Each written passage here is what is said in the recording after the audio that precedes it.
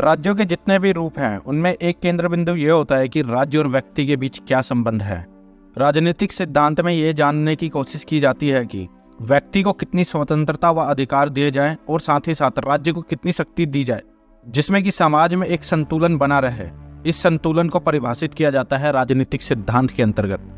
यदि हम राज्य को अधिक शक्ति देते हैं तो वो राजतंत्र कहलाएगा, जहाँ पर राजा का शासन होता है। यदि हम उससे और भी ज़्यादा शक्ति देते हैं तो वो एक तरीके से फांसीवाद शासन कहला सकता है, क्योंकि हिटलर के पास सत्ता की पूरी पावर थी और हिटलर का शासन ही फांसीवादी शासन था।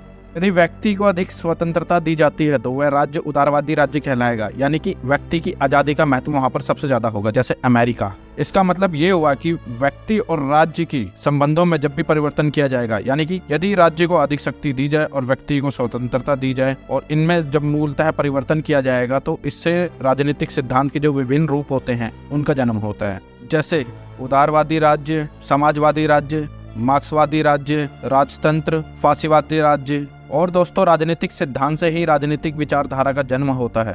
राजनीतिक सिद्धांत राज्य और व्यक्ति के संबंध से जुड़ा हुआ है। तो प्रश्न ये उठता है कि इस संतुलन को कैसे स्थापित किया जाए। कोई कहता है कि राज्य को अधिक शक्ति दी जाए, व्यक्ति को कम स्वतंत्रता दी जाए।